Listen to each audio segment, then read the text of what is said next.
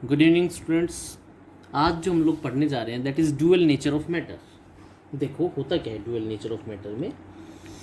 क्या हुआ, दो साइंटिस्ट थे। वन साइंटिस्ट वाज एजे Planck and another was Einstein. ठीक है, उन्होंने क्या कहा कि मैटर एंड रेडिएंट एनर्जी, लिख लो, एक सेकंड में समझाता हूँ क्या होता है radiant energy.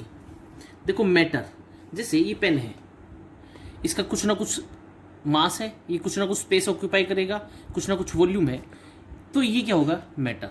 And radiant energy, radiant energy होता है कोई भी सोर्स अपने अंदर से अगर एनर्जी को in form of radiations emit करे, that is called as radiant energy. उन्होंने क्या कहा, इन दोनों के बीच में, मैटर और रेडिएंट एनर्जी के बीच में एक एनालॉगी है। ये बात आगे चल करके एक साइंटिस्ट हुए de Broglie, Louis de Broglie. उन्होंने ये कहा कि कोई भी इलेक्ट्रॉन हो, प्रोटॉन हो, कोई भी स्टोन हो, बॉल हो, ये सब ड्यूअल नेचर शो करते हैं। ड्यूअल नेचर का मतलब क्या होता है, देखो मैं बात करूंगा यहां पे इलेक्ट्रॉन के ड्यूअल नेचर की। देखो मान लो ये पेन है ना, ये इलेक्ट्रॉन है, मैंने इसको यहां रख दिया, ठीक है। अगर तो ड्यूअल नेचर का मतलब ये किसकी तरह, ये पार्टिकल कैरेक्टर भी एग्जिबिट करे और वेव भी। देखो मतलब अगर मान लो ये पेन है इलेक्ट्रॉन और ये पार्टिकल नेचर एग्जिबिट कर रहा है, तो मैंने इस पेन को यहाँ रख दिया। तो अगर यहाँ रख दिया तो मैं इसकी एक प्रॉपर जगह बता दूंगा कि भाई ये पूरा, अगर मान लो डायमीटर 10 सेंटीमीटर का है पूरी कॉपी का, तो ये 5 सेंटीमीटर इधर, 5 सेंटीमीटर इधर, 6 सेंटीमीटर इधर, ऐसे। तो मैं इसकी एक कन्फाइंड पोजीशन बता सकता हूँ। तो जब जब मैं किसी का नेचर पार्टिकल नेचर मानूंगा, तो इसका मतलब मैं उसकी क्या कन्फाइंड क्या बता सकता हूँ, पोजीशन। अब अगर वेव कैरेक्टर है, मैं बोल रहा हूँ, ठीक है, मैं बोल रहा हूँ, तुम तक मेरी आवाज़ साउंड वेव्स में पहुँच रही है, तुम लोग मेरी साउंड वेव्स का एक एरिया तो बता सकते हो, इस एरिया में है। लेकिन जैसे जैसे उस एरिया से थोड़ी दूर जाओगे, मेरी साउंड वेव्स की इंटेंसिटी क्या होती चली जाएगी, कम होती चली जाएगी। लेकिन अगर कोई पार्टिकल नेचर बताता है तो मैं उसकी एग्जैक्ट पोजीशन बता सकता हूँ। वेव कैरेक्टर में मैं एग्जैक्ट पोजीशन नहीं बता सकता। तो एक साइंटिस्ट डी ब्रोगली, उन्होंने क्या कहा, उन्होंने कहा the microscopic objects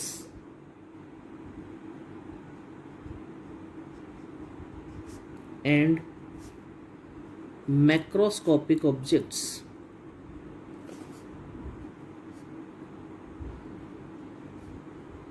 both exhibit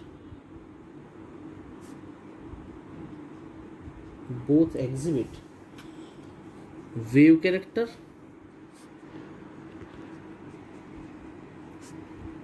as well as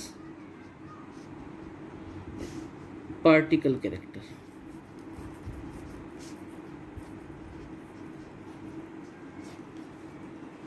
And the waves associated with particle is called matter wave. क्या कहलाती है बेटा, मैटर वेव, ठीक है। और बेटा हम लोगों ने क्या कहा, एक रिलेशन दिया, de Broglie correlated two characters by de Broglie equation. मतलब क्या हुआ, देखो भाई, अगर मान लो मैं कहता हूं, हम लोगों ने पढ़ा था अकॉर्डिंग टू प्लैंक्स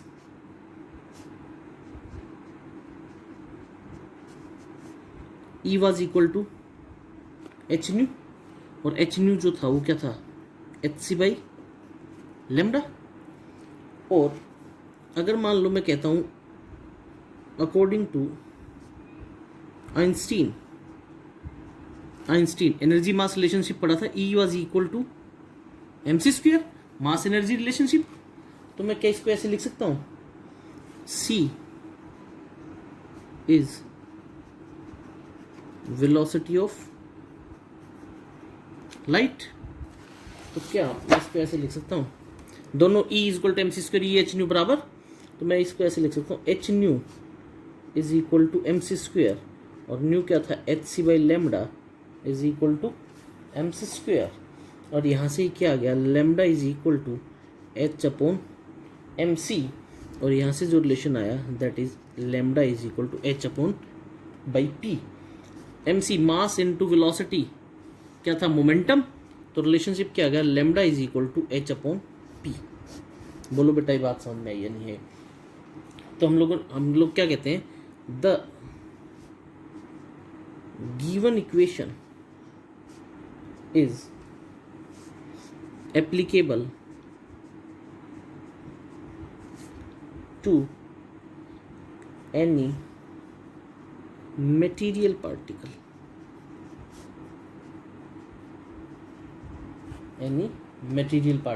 ठीक है। और यहां से is equal to h nu जो था वो पैकेट ऑफ एनर्जी फोटोन था, तो स्टार लगा करके एक पॉइंट लिखो, the mass of photon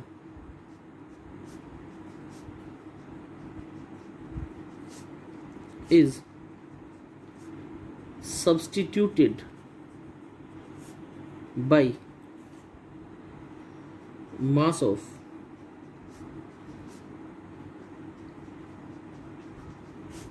material particle, and C is substituted by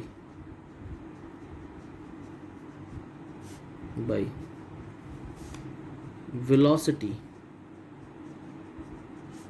v of material particle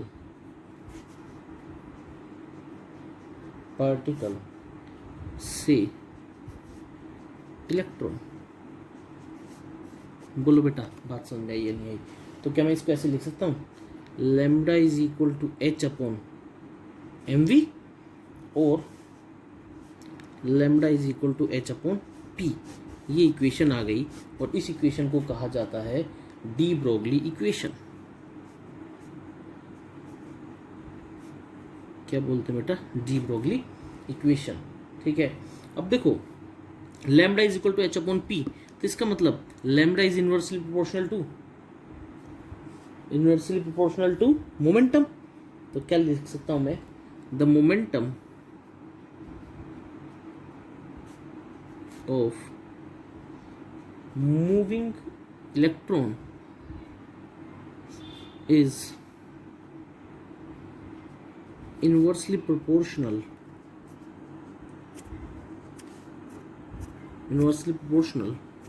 to wavelength।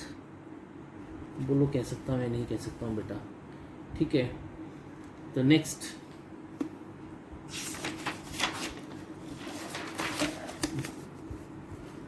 मैं कहता हूं, let kinetic energy of particle mass m is, तो क्या लिख सकता हूं, E kinetic energy half m v square. अरे लिख सकता है नहीं लिख सकता हूं, तो क्या मैं इसको ऐसे लिख सकता हूँ, 2ek is equal to m v square, और भाई साहब 2ek इज इक्वल टू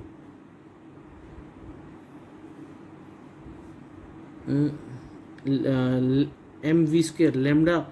तो इसको मैं ऐसे लिख सकता हूँ एम स्क्वेयर वी स्क्वेयर, अरे बोलो यार, एम उधर जा कर के, ठीक है। और इसको मैं ऐसे लिख सकता हूँ, lambda is equal to P, अरे M V momentum, P square is equal to 2e, और क्या अंडर रूट ऑफ 2e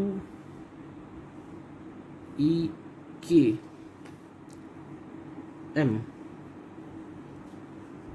दोनों तरफ m से मल्टीप्लाई किया, m is equal to p, और putting value of p in equation, lambda is equal to h upon M v. तो ये क्या हो गया, lambda h upon p, h upon 2e m। अरे बोलो यार, कुछ नहीं है, यहाँ पे मैंने सीधा लिख दिया, दोनों तरफ multiplying both side by m। तो मेरे पास इक्वेशन क्या आ गई, lambda is equal to h upon 2e m under root. बेटा ये पहली इक्वेशन कौन सी थी, ये इक्वेशन नंबर 1, ये इक्वेशन नंबर 2। इन इक्वेशंस को ध्यान से देखो, सीधा सीधा न्यूमेरिकल यहीं से बनेगा, ठीक है। Davisson and Germer experiment. देखो भाई, हम लोगों ने अभी तक क्या पढ़ा था, मैं कहता हूँ डेविसन और Germer experiment it's a modification of de Broglie. तो यहाँ पे क्या कहते हैं, लेट अ चार्ज्ड पार्टिकल। बेटा ये लास्ट वाले याद होने चाहिए, सीधा बेस्ड न्यूमेरिकल इन्हीं के ऊपर आएगा। लैम्डा काइनेटिक एनर्जी दे दे और तुम लोगों से लैम्डा निकलवा ले, पार्टिकल का नाम दे दे मास, तो lambda is equal to h, Planck's constant क्या था 6.6 10 raised to power minus 34, ई के काइनेटिक एनर्जी एम मास। लेट ए चार्ज्ड पार्टिकल से electron is accelerated with potential v, ठीक है। देन काइनेटिक एनर्जी क्या होती है, चार्ज इनटू पोटेंशियल, तो काइनेटिक एनर्जी क्या हो जाएगी, half m v square is equal to q into v. भाई क्या होगा, क्यू क्या हो गया, चार्ज ऑन पार्टिकल। तो मेरे पास इक्वेशन क्या आ गई, half m v square is equal to 2q v multiplying both sides by m। तो इक्वेशन आ गई m square v square is equal to 2q mv, ठीक है।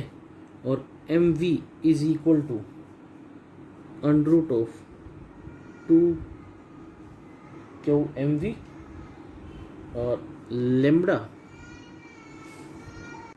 तो क्या गया, लेम्डा इज इक्वल टू किसके बराबर होता है, पी के बराबर।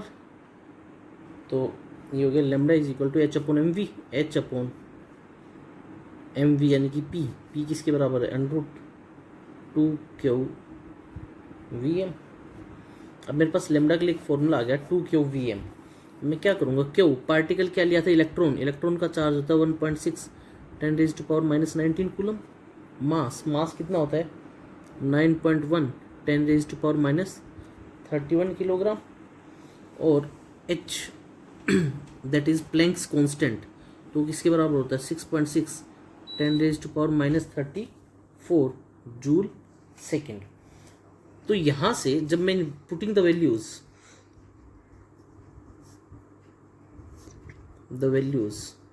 वी गेट, यहाँ से जब मैं वैल्यूज़ को पुट करूँगा तो मेरे पास आएगा 20 under root of we.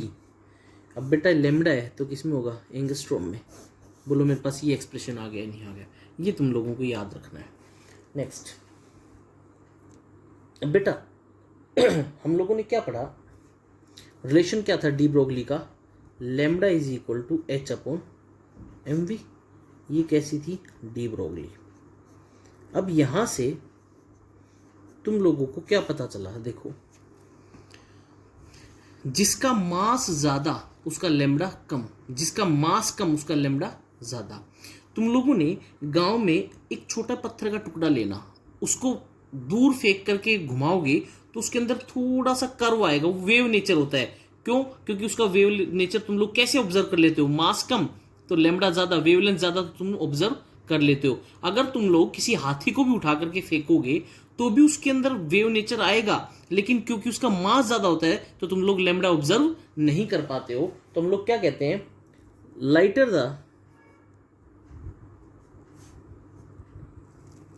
Lighter the particle greater will be its de Broglie wavelength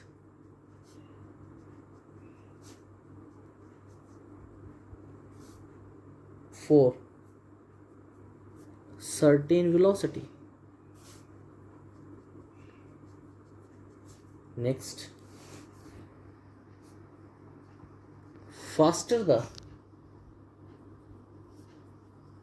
particle moves,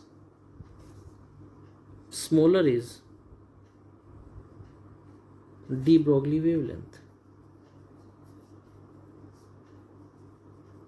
D Broglie wavelength कैसे, एम वी मोमेंटम, मोमेंटम ज्यादा तो भी लैम्डा क्या होगा, कम। Third,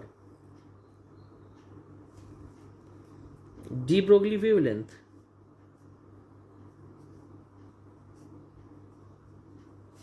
is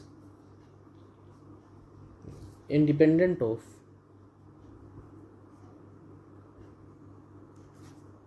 nature of particle. Next, it is applicable to microscopic particle such as electron, proton, etc.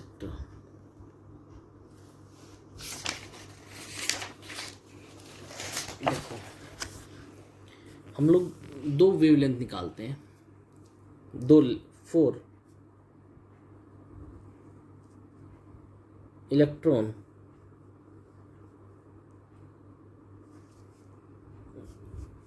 For electron and for ball. Ball का मास कितना है, 0.2 kilogram. Both moving with same speed, कितनी है, 10⁶ मीटर पर सेकेंड। मैं कह रहा हूँ हम लोग है ना दो के लिए अलग अलग लैम्डा निकालते हैं, एक बार करके देखते हैं। एक इलेक्ट्रॉन पार्टिकल है, इलेक्ट्रॉन का मास होता है 9.1 10⁻³ किलोग्राम, और एक बॉल लेता हूँ जिसका मास है 0.2 किलोग्राम यानी कि 200 ग्राम। ठीक है, तो देखो 4 इलेक्ट्रॉन, ठीक है, lambda is equal to H upon M v. H 6.6 10⁻³ upon mass, electron है तो 9.1 10⁻³ इंटू वेलोसिटी कितनी है 10⁻⁶। तो यहाँ से जब हम लोग इसको कैलकुलेट करेंगे इट विल बिकम 7.28 10⁻⁻10 मीटर। बोरो इलेक्ट्रॉन के लिए आया नहीं आया। और for ball lambda is equal to H upon M v, कुछ नहीं किया, एच वही रहेगा 6.6 10⁻⁻34 अपॉन मास। बॉल का मास कितना दे रखा है 0.2 किलोग्राम इंटू वेलोसिटी कितनी है 10⁻⁶। तो यहाँ से इसकी लैम्डा कितनी आ गई 3.3 10⁻³ मीटर। अब बेटा देखो, इलेक्ट्रॉन का मास था 9.1 10⁻³ किलोग्राम, बहुत कम मास था, तो वेवलेंथ क्या आई? ज़्यादा। यहाँ पे मास ज़्यादा था तो वेवलेंथ क्या आई? कम। तो बताओ क्या इलेक्ट्रॉन और बॉल कौन ज़्यादा वेव नेचर शो करेगा? इलेक्ट्रॉन, क्योंकि मास क्या है? कम है। ठीक है, तो हम लोग क्या कह सकते हैं? द वेवलेंथ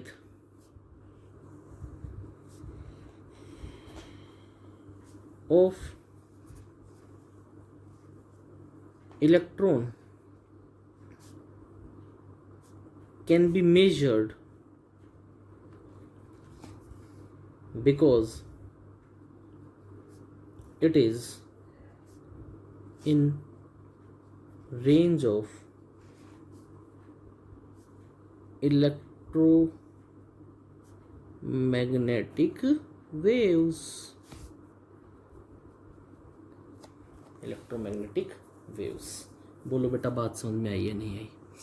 ठीक है, नेक्स्ट जो टॉपिक है वो करते हैं difference between wave and particle. बेटा आप लोग अभी अगर इसको बुक में से कहीं पे पढ़ोगे तो इसके तुरंत बाद एक छोटा सा टॉपिक दे रखा है, Bohr's theory versus de Broglie equation. अभी हम लोगों ने बोहर्स थ्योरी नहीं पढ़ी है, तो वो टॉपिक मैं परसों कराऊंगा, कल बोहर्स थ्योरी पढ़ाऊंगा, उसके बाद करेंगे उस टॉपिक को। अभी ये बीच में एक डिफरेंस करते हैं, difference between wave and particle. और बेटा सबसे पहला डिफरेंस हम लोगों ने क्या पढ़ा था? पार्टिकल और वेव के अंदर पार्टिकल जो था, अगर मान लो ये पार्टिकल है, पेन पार्टिकल है, तो मैं इसकी डेफिनेट पोजीशन, एक लोकलाइज्ड पोजीशन बता सकता हूं कि हाँ ये यहां पे है। वेव की मैं लोकलाइज्ड पोजीशन नहीं बता सकता। मैं बोल रहा हूं मेरी डायरेक्शंस लेफ्ट हैंड में भी जा रही है, मेरी साउंड वेव्स राइट में भी जा रही है, बीच में भी जा रही है, इधर भी जा रही है, उधर भी जा रही है, इनकी कोई डेफिनेट पोजीशन नहीं है। तो इसी के बेसिस पे हम लोग सबसे पहले डिफरेंस करते हैं वेव और पार्टिकल के अंदर। मैं एक तरफ हेडिंग डाल लेता हूं वेव और एक तरफ डाल लेता हूं पार्टिकल। लो जी, पहला wave. A wave does not have localized position but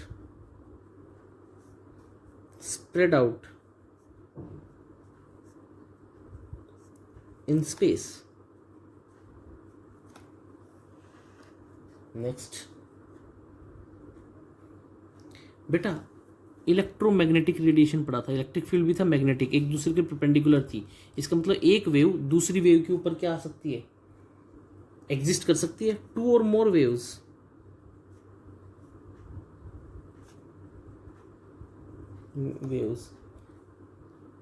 can exist simultaneously in given space. ठीक, उसी तरह पार्टिकल का दो डिफरेंस एक बार कर लेते हैं। पार्टिकल का पहला डिफरेंस क्या था? ए particle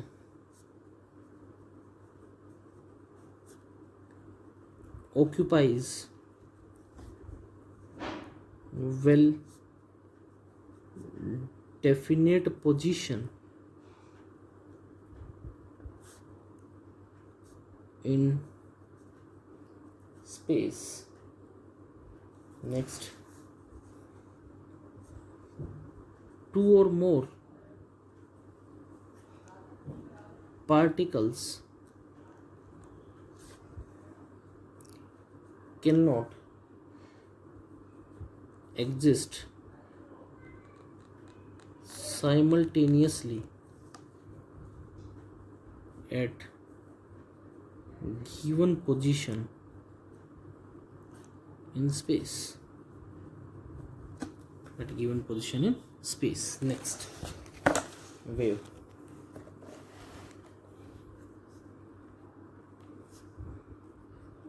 the two or more waves can undergo constructive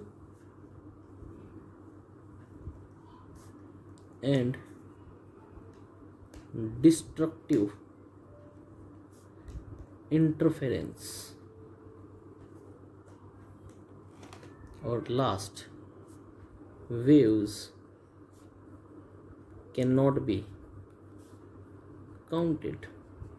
बेटा एक कंस्ट्रक्टिव और डिस्ट्रक्टिव इंटरफेरेंस हम लोग केमिकल बॉन्डिंग में बहुत अच्छे से पढ़ेंगे, इसको भी थोड़ा सा मैं बताता हूँ क्या होता है। Waves can not be counted. Next, particle. The particle do not show phenomena of interference। और last, particles cannot be counted,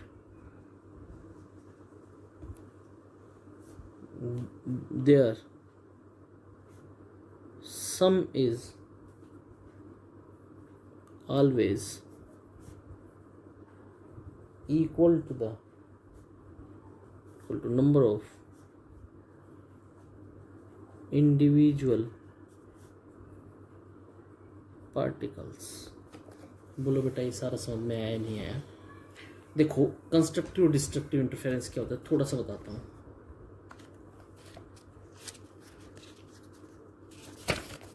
देखो मान लो ये देखो यहाँ पे थोड़ा सा, ये दो वेव है, ठीक है। अगर इसका क्रस्ट और इसके क्रस्ट के ऊपर आता है, ठीक है, तो it is called as constructive. इसका क्रस्ट इसके ट्रफ के ऊपर आए, इसका ट्रफ इसके क्रस्ट के ऊपर आए, that is called as destructive. तो ये था बेटा वेव और पार्टिकल में डिफरेंस। अब नेक्स्ट जो है वो एक न्यूमेरिकल करते हैं, तो फिर तुम लोगों को करने हैं सीधे बेस्ड न्यूमेरिकल। मैं कहता हूँ ए proton of mass 1.6 10 raised to power minus 27 kilogram is moving with kinetic energy 5 into 10 raised to power minus 27 joule। What is wavelength of proton? लो जी, हम लोगों को पता है वेवलेंथ निकालना होता है, मास दे रखा हो और सब दे रखा हो, तो मेरे पास इक्वेशन आ जाती है lambda is equal to h upon under root of 2e/m था। अब लो जी, h 6.6 10 raised to power minus 34 upon 2e/k, kinetic energy कितनी दे रखी, 2 into 5 into 10 raise to power minus 27 into mass, proton है 1.6 10 रेज टू पावर माइनस 27। बोलो बेटा लेमडा, इसको सॉल्व करोगे तो ये आएगा 1.6 10 raise to power minus 7 metre. बोलो बेटा बात समझ में आई है नहीं? ठीक है, नेक्स्ट एक और क्वेश्चन करते हैं।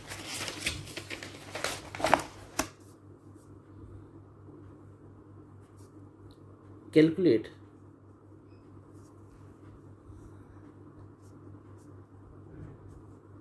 D Broglie wavelength of electron traveling at 1% of speed of light।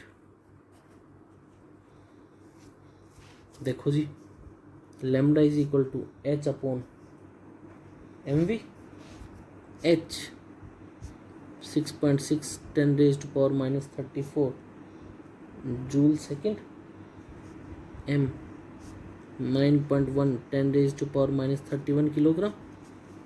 अरे बोलो v 1% है तो क्या हो गया, वेलोसिटी होते हैं 10 रेज टू पावर 8, 1% 1 अपॉन 100, तो ये कितना आ गया 3 into 10 raise to power 6 metre per second. लो जी सारी वैल्यूज़ हो गई, h 6.6 10 raise to power minus 34, m 9.1 10 raise to power minus 31 into v 3 into 10⁻⁶। तो ये यहाँ से सॉल्व करेंगे तो इट विल, सारी वैल्यूज देखो, lambda is equal to h/mv, h Planck's constant, m mass 9.1 10⁻31, v 1% था स्पीड ऑफ लाइट के, तो 3 इंटू 10⁸ मीटर पर सेकेंड होती स्पीड ऑफ लाइट, इसका 1% इंटू 1/100 परसेंटेज था। तो यहाँ से ये सॉल्व करेंगे तो इट विल बिकम 2.4 10⁻⁻10 मीटर। बोलो बेटा बात समझ में आई या नहीं आई? ये थे बेटा न्यूमेरिकल्स। अभी मैं तुम लोगों के पास और असाइनमेंट भेजूंगा, तुम लोगों को न्यूमेरिकल्स करने हैं। Thank you.